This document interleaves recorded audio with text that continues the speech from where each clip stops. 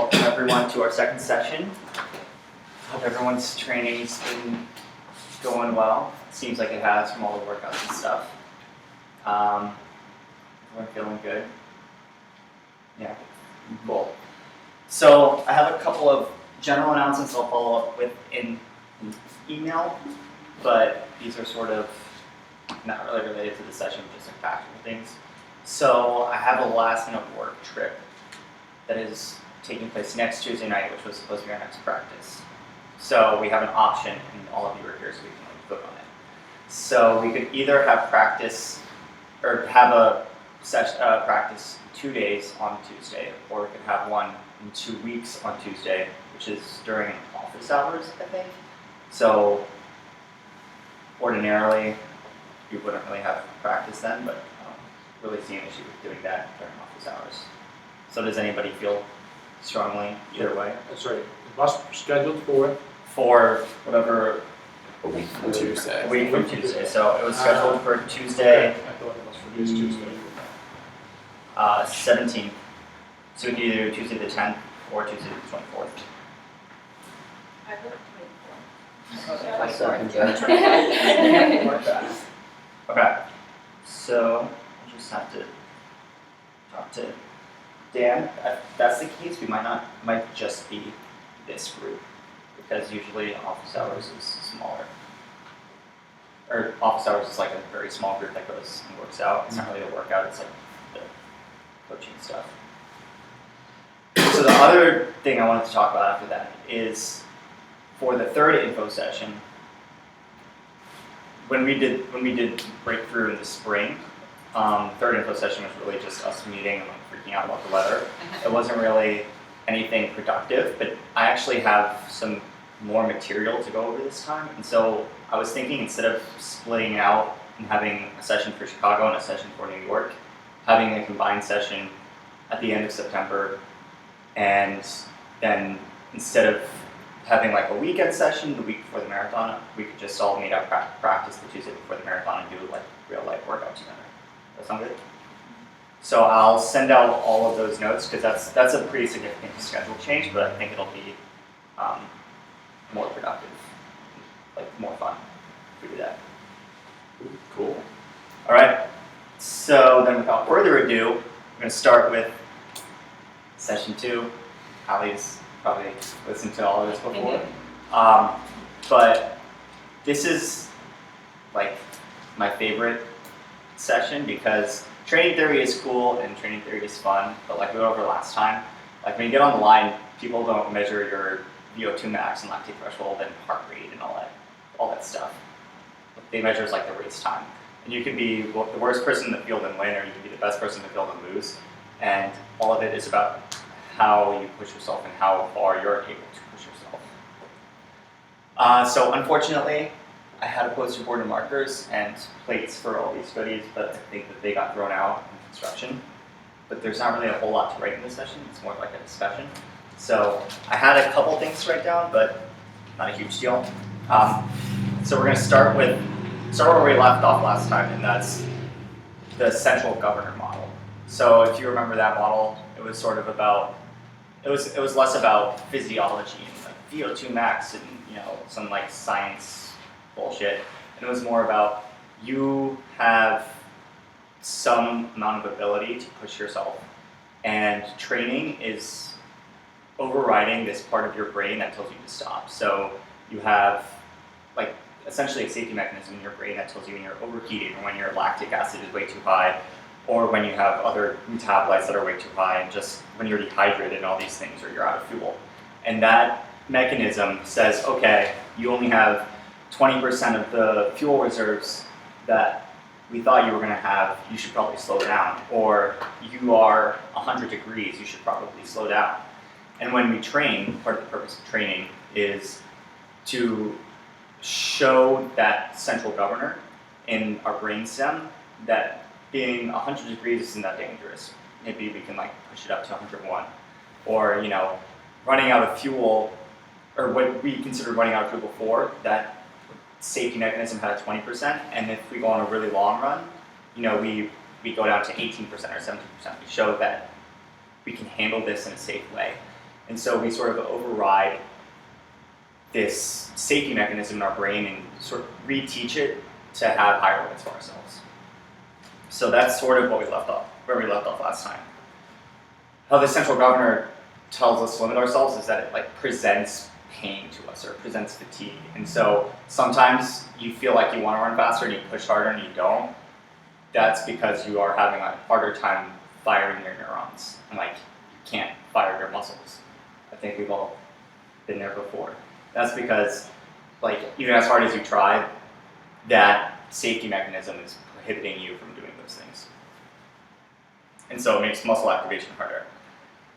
So training expands these limits and allows for increased activation. But what this model is essentially telling us is that our performance is not actually limited by our muscles, or in a way it's limited by our muscles and our physiology, but we can override a significant amount of that by training our brain. And a lot of the training that we do is brain training and muscle training. Like going and doing a workout is a mental exercise as much as a physical one. But we can also focus on the mental aspect, not just the running aspect, to make our running stronger.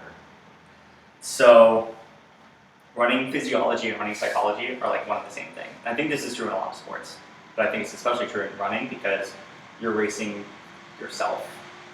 I mean, you're racing everyone else in the field and you're racing the clock, but at the end of the day, if you want a PR, you're racing yourself. Really only like Choge is racing other. Well, he's not even racing other people because he's so much better. But like, very few people, you know, are competitive to the point where they can go out and are like racing for the win. So your brain is part of your body, obviously, doctor, and your brain controls your body. That was like my notes for like the introduction to this. And that's what I think is really cool about this is that we sort of like in our Western culture, I feel like we try to take a step back from as much of this as possible. We try to, you know, relax as much as possible and be like, we try to disassociate ourselves from our body almost. And so a lot of what this session is going to be going over is how to reassociate yourself with your body and like be more in touch with it and be more in tune with it and be more mindful about what we're doing. Does anyone have any initial thoughts or anything? This one's a discussion, especially because I don't have a poster board to draw on. No? Okay. So I like reading a lot. I'm a nerd. And I like 3 books in particular, and there are a lot of honorable mentions that I'll probably go over.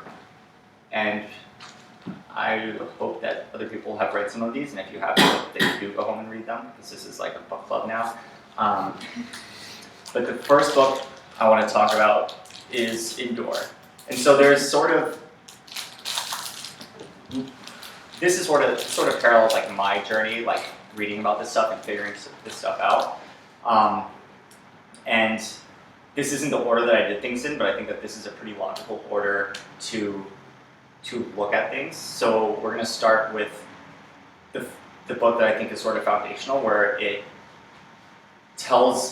really explains how the physical side of things and the mental side of things are one and the same.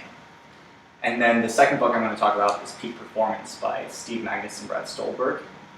That tells you a lot of like tips and tricks for how to maximize your performance using mental and using like mental tricks. And I don't want to say tricks because you're not like, tricking anything, but like mental methods to build up your confidence and go into a race as prepared as possible.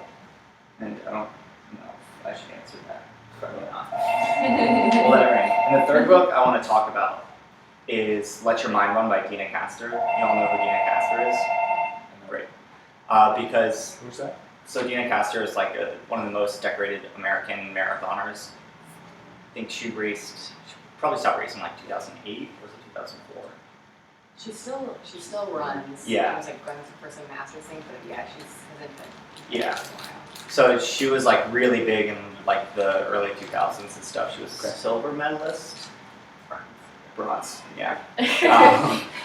But she has a really cool story, really interesting story that I think encapsulates a lot of the ways that we as Westerners struggle with running.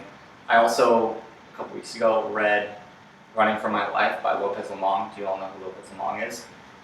He is the U.S. 5K 10K champion as of a couple months ago, and he's an Olympian for the U.S., but he was a lost boy from Sudan and was in a refugee camp for 10 years, and then came over to the U.S. when he was 16.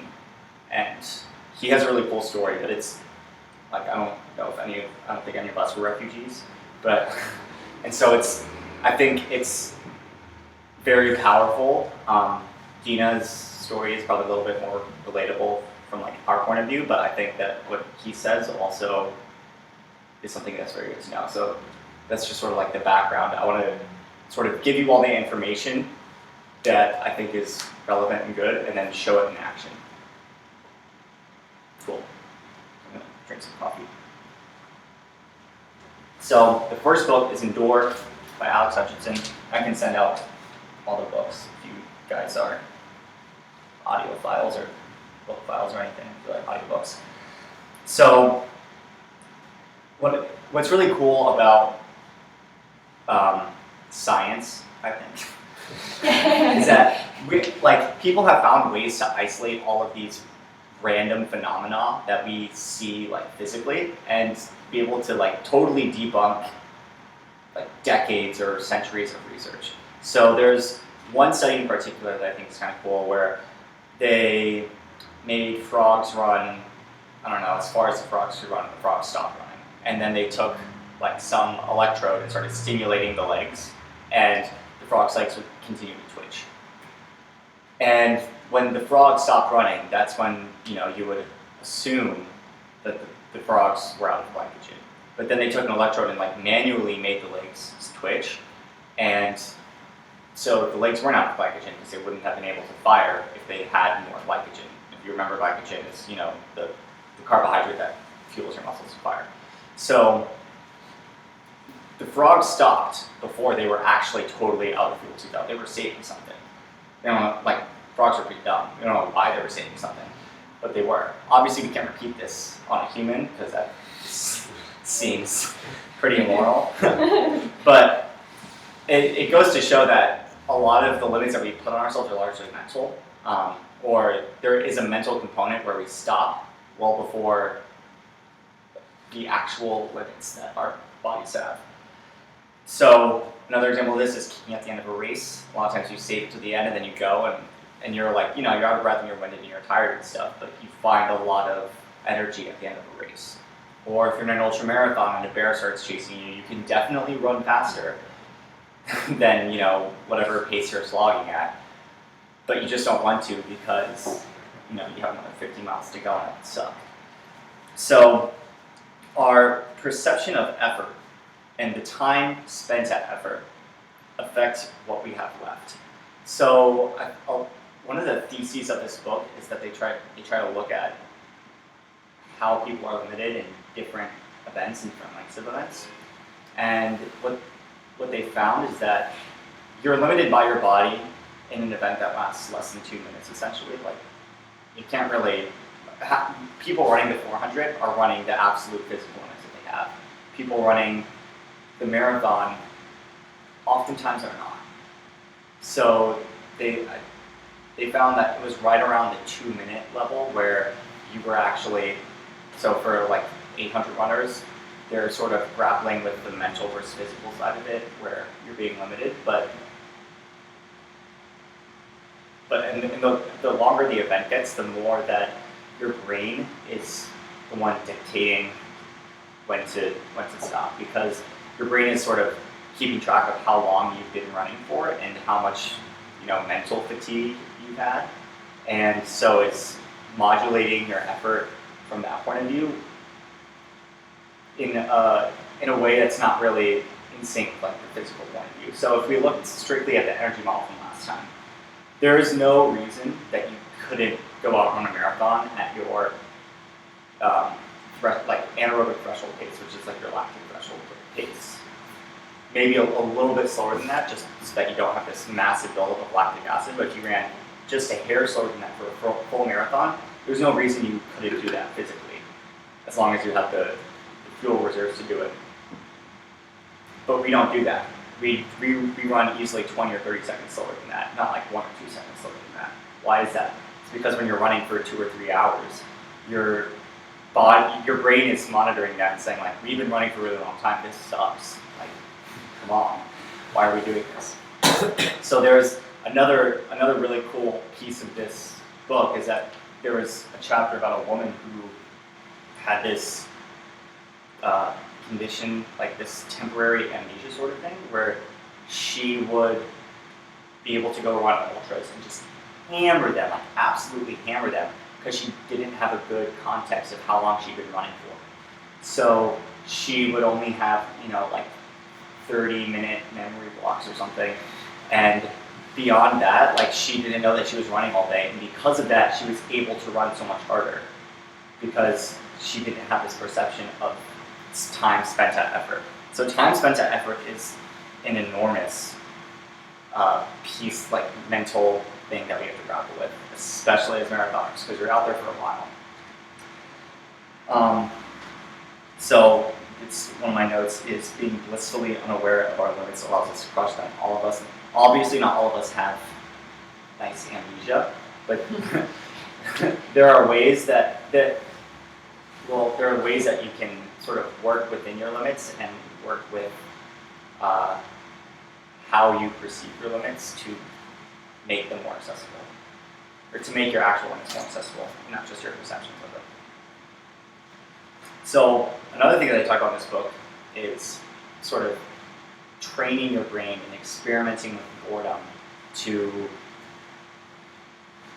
maximize your mental strength such that you can go out and crush it mentally.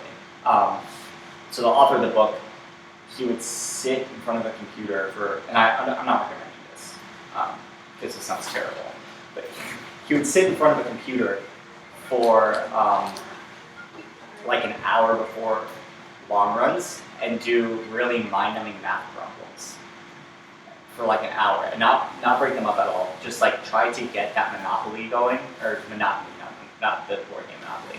Try to get that monotony, and then go for his long run and sort of simulate mentally the end of the race, where what was holding him back wasn't his body, but his mind just being physically exhausted at that effort. So there is definitely something to be said about this like idea of our brains holding us back because of all this time spent like monotony, like really slow, stupid, fast pace. I know that was an oxymoron, but you know what I mean. So mental fatigue manifests as physical fatigue, but if you train yourself to be resistant to mental fatigue, then you can be better resistant to physical fatigue. Now that's obviously not always the case. At a certain point, you do have limits. And so we're really talking about that extra couple percents here. But obviously if you want to PR by 5 minutes in a 200-minute race, that's an extra couple percent. So this is really, where that comes to play in.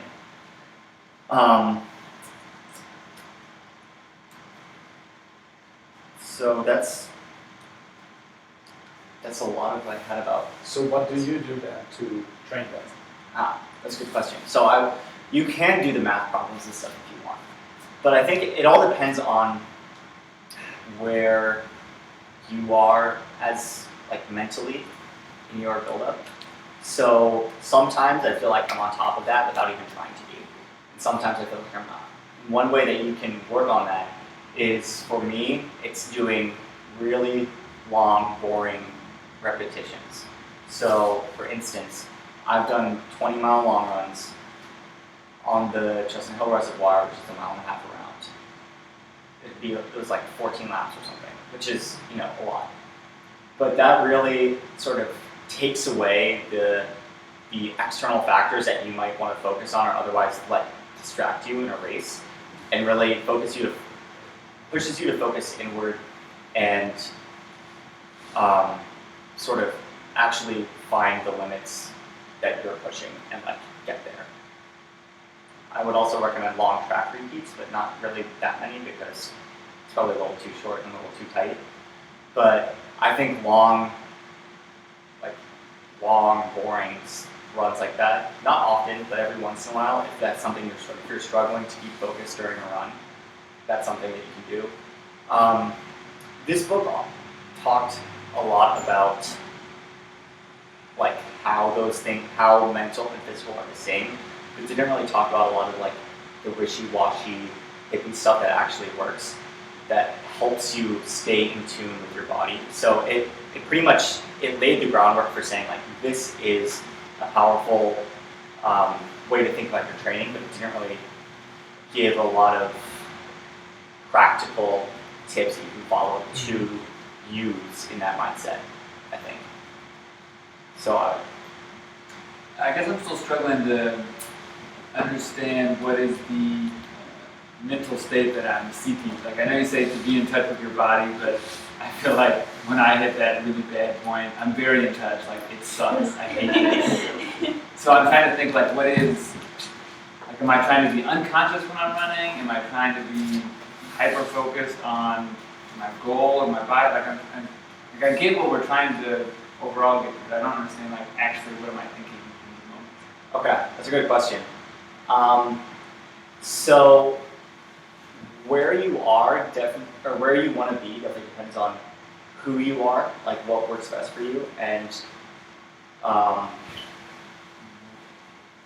what sort of context you're in terms of your training. So I think like the best state to be in might be a little bit different for you in like one training cycle versus another training cycle. But on the whole, where you want to be is in this sort of state of flow. You all heard this. This is some wishy-washy bullshit. But it's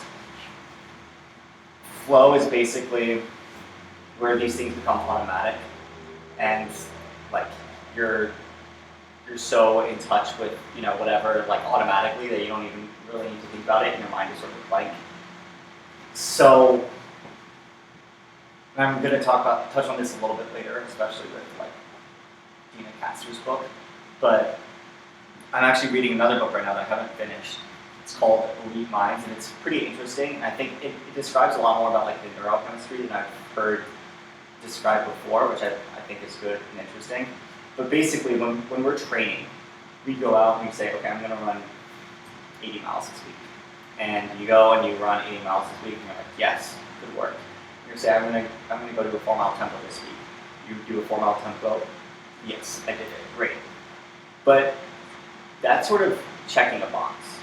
So a lot of the ways that we look at our training is the schedule says do something, we go out and do it, and then we get this reward after we've finished, and because we did the thing that our schedule said.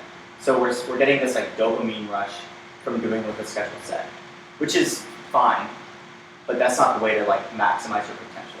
What you want to do is you want to focus on the process. And so actually focus on the running. So if you only do a 3-mile tempo instead of a 4-mile tempo, if you focus on like checking a box, you might feel like you feel that day. But if you focused on enjoying the tempo or being mindful during the tempo and like being present and actually, feeling your body and working with your body and like moving in that direction, you would get more out of that day because you get sort of that same dopamine rush that you got before by checking a box, you got from actually doing a workout instead. So you're sort of becoming addicted to the sport instead of addicted to following a training plan or doing what you think you need to do. And so that addiction, when it manifests in a race, there's like other neurochemicals that help you actually enter this state of like sort of zen. What's up? What's up? Yeah, no worries. That helps you enter this sort of state of zen if you're, I don't want to say addicted because it's not like the right word, but to get this gratification from the actual act of running, you really set the stage for going into a race situation and having all of the excitement and the anticipation build up for this, and you're more gratified by the race itself. Then, even if you don't hit your goal that day, you still have a very rewarding experience. But odds are better that you will hit your goal because you will be more present and mindful, and that's the sort of being in touch with your body you want to be. Because, like you said, you are aware of your body. You know it sucks. But sometimes you can make that suck not suck and actually sort of embrace that pain.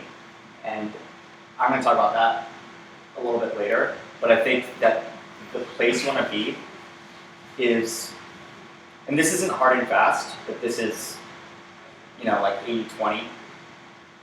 If you have a blank mind, but you still are very aware of where you are physically and everything that's going on. Does that make sense? Clarified a little bit? Yeah, I think it's helping. I'm still trying to think of when you finish a workout, you can say I hit my time and that was success. I think it's harder to say I did this workout and I can check the psychology box. I crushed that.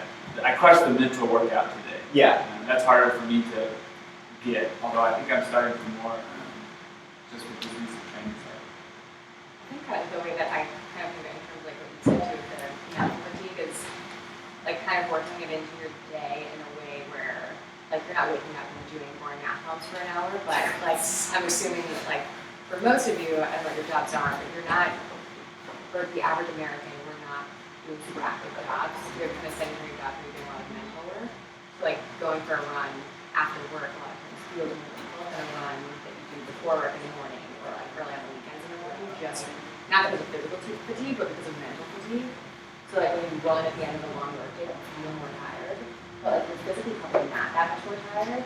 So just the mental check with your body feels more tired, but then just cognitively thinking my body's actually not more tired, I'm mentally fatigued. So I think, can I run at this pace and think overall my muscles feel a little more tired? It's not the same as the tension that you get at the end of doing a bunch of force fatigue. That's kind of how I think of it. I don't know. That's spot on and an awesome thing to bring up, because a lot of times we'll structure our training so that we do it when it's most convenient for us, which is what you should do. But sometimes doing it when it's less convenient, and as long as it's not stressing you out, will actually bring that sort of mental piece into it a little bit more. And I wouldn't say you should feel like you have a mental box to check during training each day, because training is largely mental.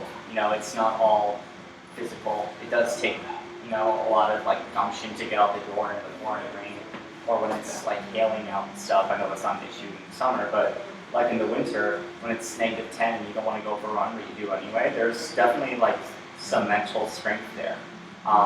So again, I wouldn't really think of this as a box to be checked, but if you sort of focus on the act of running and try to enjoy the process of the act of training a little bit more, I think you will have more success in being able to not only train harder and train more, but actually find that mental peace that will bring that sort of confidence. And so that's something I want to talk about in a little bit, actually. It's that confidence piece. All right. Yeah, so thinking about, so last week I did 22 miles, and mile 18, I was okay, was done with it. My Achilles started to hurt, and I was okay, just push through. But then after it, a whole week, my Achilles hurt. Mm. So how do you decide when you push through?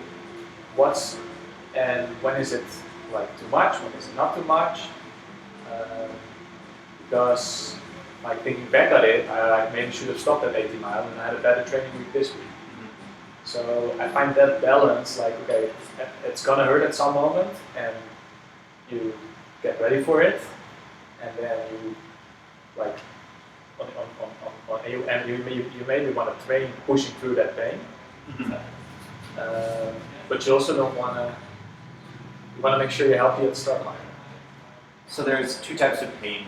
I mean, it's really a spectrum, but there's like injury pain, a lot of times in like fatigue. And so I'd say that unless you like did a hard workout or lift the day before, and the fatigue is such that it's affecting your muscles and your form, then pushing through fatigue isn't always a bad thing. So, especially on a long run, sometimes being a little bit tired for a long run might help. Not necessarily in the long run, but as a training benefit, you're going to get more out of the long run because you're going into the long run with lower energy reserves. You're going into the long run more tired and maybe less able to absorb it. And as long as you take the necessary rest you need afterwards to like recover from it, then you will get something out of that long run. And that's a lot of the reason that we do mileage.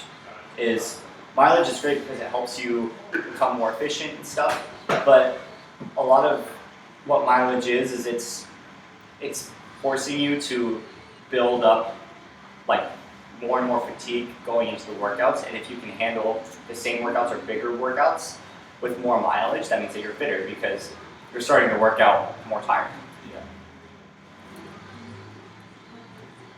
And so the workouts are really like the centerpiece, but the mileage is what makes them more and more rewarding. The mileage obviously does other things, helps you recover, blah, blah, blah, blah, blah. But at a certain point, increasing your mileage might be hurting the workouts. And so you want to sort of have this sort of diminishing returns where you want your mileage to be right at the point where it's not really hurting your workout, but it almost is. That makes sense. Yeah. And so if you're ever having like injury pain, like anything Achilles, that's not fatigue. That's like you should stop.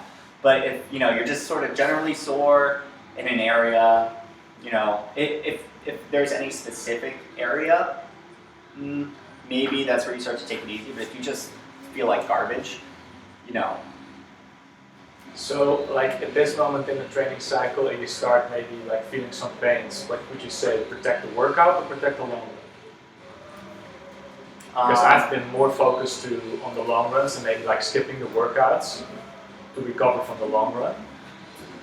But So- what you just said is basically Yeah, so First. I include long runs as a part of workouts. I was including long run as like a specific adaptation. I'd say if you're running Chicago, at this point, I would protect the workouts. If you're running New York, I'd protect the long runs. good. Because Chicago's what? 5 weeks. 5 weeks? Okay. Chicago, you should still protect the long runs, but only for like another week or two. Yeah. I'd say the last 3 weeks, you're not running, a million miles 2 weeks before isn't going to do anything for you. Like that, those adaptations are like long time scale. It's not going and hammering a long run or not hammering a long run. It isn't going to make a difference in the last 2 or 3 weeks. But 5 weeks out, 5 weeks out, you'll definitely still see benefits. Like we do longest long run 3 or 4 weeks out. So that's, I'd say 3 weeks is the turning point. I have a question about the process. So I have no issue going into workouts and kind of like with a blank mind, like maybe like a little nervous energy, but like a good amount, and like accepting that it might hurt, but I'm fine with it. But haven't been as successful with translating that into a race. I think either like the nerves get me, or like I'm just like not able to accept pain as much as I am at workouts. So do you put a lot of pressure on yourself before races? Probably.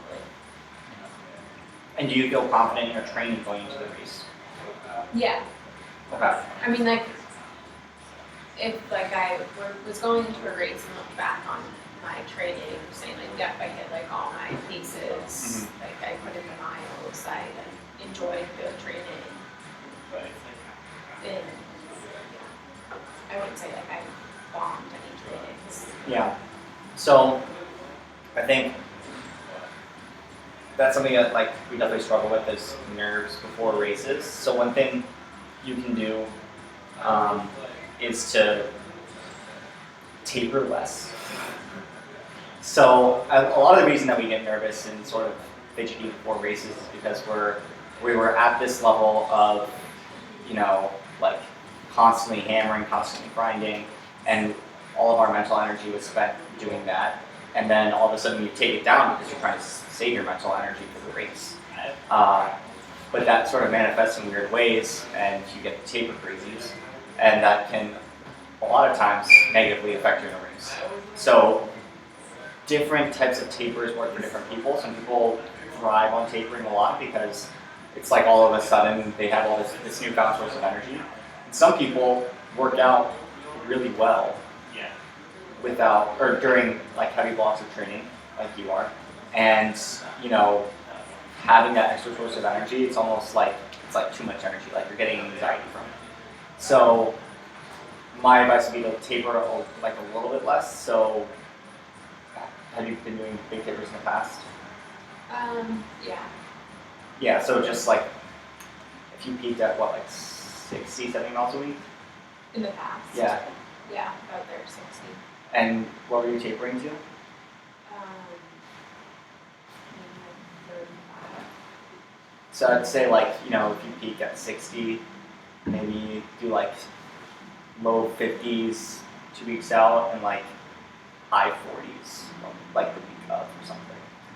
And I mean that's still not really giving you a mental direction to go. That's more just it's like a step of preventative medicine. But there's a lot of other ways that you still need some mental energy, and you just want to like offload the excess of it. So I would say you can take steps to put that mental energy to like good use. So you can visualize the race, and by the race, and I'll talk about this in a little bit too. I don't mean visualize the end of the race. Don't visualize crossing the finish line. Visualize the part of the race. And the other thing would be to like look at your training log. So one tip that I've seen in a lot of places and I've tried out, it's actually like pretty great, is keeping like a confidence journal or a gratitude journal in your training. So, you know, you go out and crush a workout. How, you know, why are you confident walking away from that workout, and like who helped you get to where you are? Or, you know, if it's beautiful out, be like write about the gratitude for that. And I'll definitely talk about this a lot more later. Or if something didn't go well, you know, what can you still take from that day? Because like I said, training isn't just about checking a box and getting a work. That's right. It's about enjoying the process and like actually enjoying the act of running. So what good came of that day? What adaptation did you get, even though you didn't hit what you wanted to hit? I can totally relate to the nerves for a race. And I go for a race, like I'm like feeling like sick and like what am I doing here? But what helped me is like race more often. Right. So I'm not sure how often you race in the training cycle. But like, that's also something that if I do it more often, then it starts to feel more. Yeah. That's true. Yeah. Yeah. Of course, racing a marathon is like Yeah. it's a little different. Yeah. If you're not running a marathon every week, are you? Because I do think that there's something to be said about having, you know, one big goal or one big effort, especially in marathon training, because it is really hard to go and have one big effort and then do it again 3 weeks later. I think it's a lot easier to have like checkpoints on the way to this big goal, but then you're putting a lot of pressure on yourself to perform at this school. And so it's this balance of you want to save as much as you can for the goal without having too much energy and burning yourself out mentally. So essentially, I think it's all about like reducing the amount of nervous mental energy you have while maximizing the amount of like good mental energy you have. And so we'll talk more about all of those things right now if no one has any more questions. Okay, so the second book, this used to be my favorite book until I read Dina Castor's book. This one's called Peak Performance. And so in the book Endure sort of like, for me, solidified the fact that, you know, our bodies is our brains. And this book is sort of teaching you how to maximize your potential through ways that aren't mind-numbing math problems. So we run well when we focus on one or two things really. One of them is like positive things. So we sort of have this positive feedback loop or negative feedback loop, I guess. Well, actually no, it's positive feedback loop. We can also have a negative one where if you're injured or hurt or like, you know, down on your training, you're sort of in your head and like, you know, you're always anxious about something. You're always just like, oh my god, like this sucks. I hate this. Blah blah blah. Like why can't this be this way? And you're just, you know, pretty much anxious all the time, and things are spiraling out of control. And because of like some issues, other ones pop up, and you're just stressed out about everything. And stress is not good for recovery. So you're basically like sabotaging yourself by like being down on yourself. On the other hand, if you're positive about things and you even use setbacks as like opportunities to improve, I think that is how you can train your brain to be more positive. So instead of thinking in a workout like, oh, I only have, you know, 5 more miles, or I have 5 whole more miles to go, you're like, oh hey, I crushed this last mile, and like that was really good. That was awesome. So it's sort of this mindset shift of, and I mean, we're all probably somewhere in the middle. I know I'm somewhere in the middle. Sometimes I'm negative, sometimes I'm positive. But if you try your hardest to, like, if you have a negative thought, that's fine. Just like accept that it's there, let it pass. But try to cultivate the positive thoughts. You know, like negative thoughts aren't an inherently bad thing. Don't get mad at them. Like shit happens, whatever. But let it pass. And then if you have a positive thought, it's like, oh hey, like it was like 65 degrees and beautiful on my long run this morning. Like that's a positive thought. Cultivate it. Like focus on why that was a good thing, and like how that made you feel. So that's the positivity aspect. And this is the hippie shit. This is where I take out like the joint passed around. And the second thing is we do well when we focus on things that are, I don't want to say not ourselves, but bigger than ourselves. So a lot of the athletes in general are very religious, and you know, I'm not going to say one thing or another about whether you should be, but I think a lot of people will attribute what they did to like a higher purpose because that allows them to sort of be grateful for something and to like have this greater purpose for running or for doing their sport.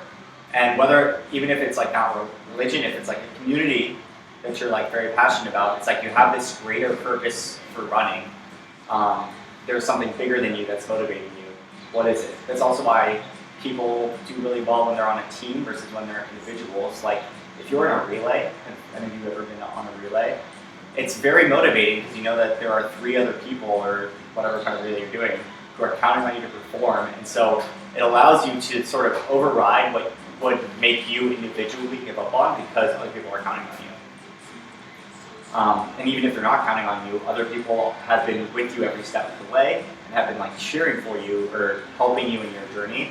And so it allows you, like having this aspect of gratitude allows you to focus on like the greater things that are motivating you. So those are the 2 things that like allow us to succeed. And the thing that sort of makes us want to succeed but ultimately causes us to fail is our ego. So your ego is what gets someone starting on. It's like, I hate this person next to me and I just want to kick their ass. But your ego is also what feels sorry for itself when you start hurting. Your ego is the thing that makes it suck. So pain is pain and pain sucks. But your ego is what makes you want to give up when the pain sets in, because it feels sorry for itself and it feels sorry for yourself and it wants to like save face and make an excuse at the end of the race.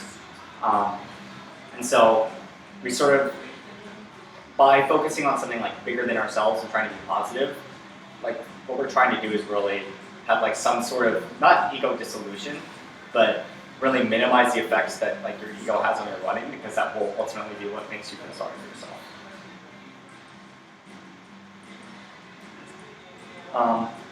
A lot of times, like our egos are trying to measure ourselves or like prove that you're good enough, and so what you're really trying to do is be willing to accept failure. Like you're trying to push yourself all out, and if you fall short, be willing to accept that. And your ego really doesn't, it's like scared of failure, right? Because it wants to, be prideful. It's all the things that Freud talked about that I don't know anything about. So, like you have to be willing to accept pain and accept failure. And that's really the extent, like I'm not saying that you shouldn't have an ego, you shouldn't walk with some swagger, but you want to minimize it during the race to the extent that you are willing to accept pain and you're willing to accept failure to do the thing that you want to do.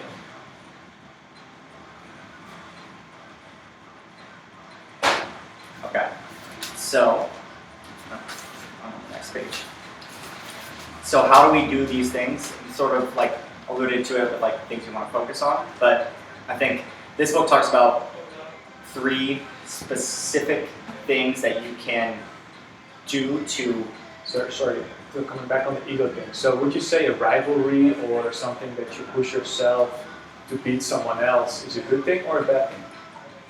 A good thing, but I think that measuring yourself solely by the rivalry is not a good thing. Having a rival to push you is awesome, but like sort of staking all of your pride on this, or staking all of your pride on having a rival and beating that rival is not a good thing, because ultimately you want to do the best that you can do. Yeah. And if that is beating your rival by a second, that's great. But if it's beating your rival by a minute and you only beat them by a second, like what the hell good is that rivalry good for, right? Like your rival is ultimately holding you back.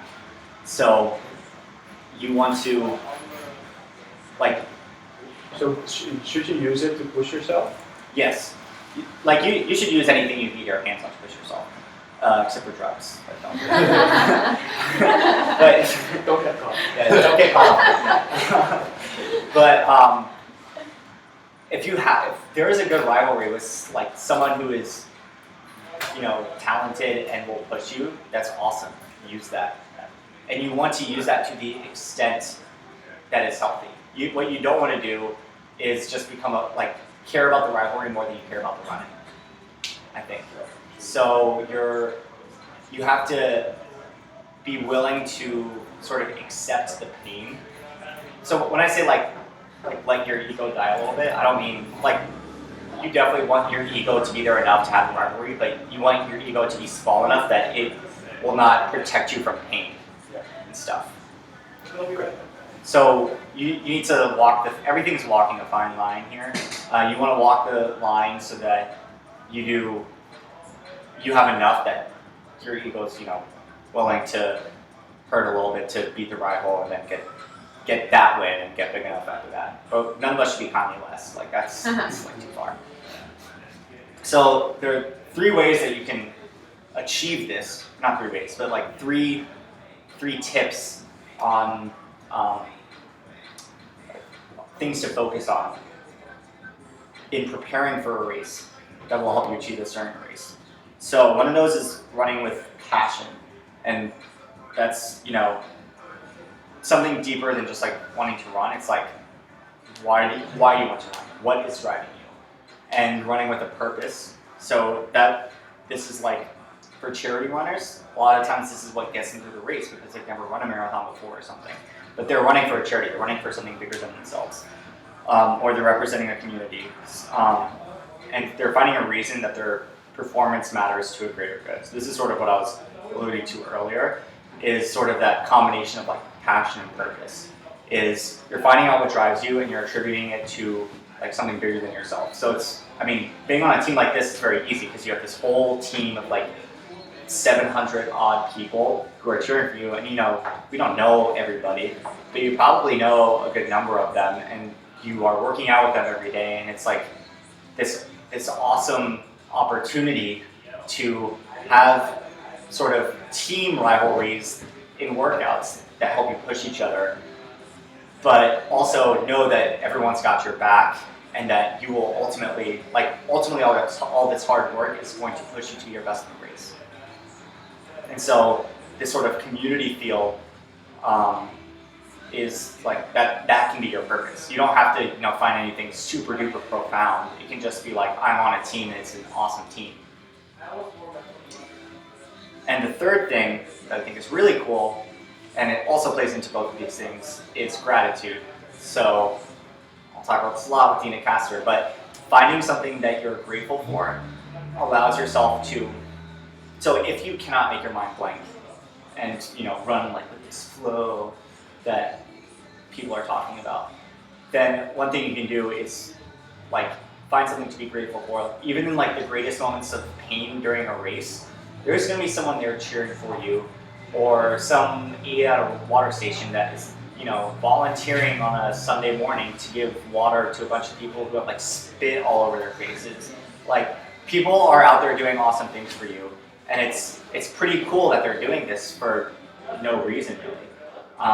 And so it's easy to find some aspect of gratitude, and that allows you to sort of remove yourself enough from yourself that it sort of blunts the pain, or your ego is willing to allow more pain than would otherwise be there. And it also helps you find a bit of a bigger purpose because you are grateful for something that's bigger than yourself, or other than yourself. Maybe not bigger than yourself, but I mean, we all have this like great opportunity to run. A lot of people have to work on their weekends and stuff, or even if they are working on weekends, like we still are able to find the time. We don't have to work a million jobs and stuff. Like, ultimately, we're pretty lucky to be able to do this.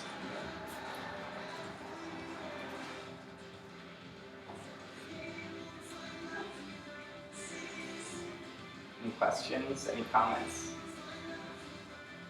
I think my 2 cents for the gratitude things, I also love Dina Castor's book, and I think one thing that she talked about that I found really helpful, because I tend towards the negative when I'm running, I'm like, I'm tired, but when she hits hard points, she's like, oh, I'm glad this tough hill is here, because it's going to make me stronger, or I'm glad I'm feeling really bad in this workout, because then I know how to push through it in the race.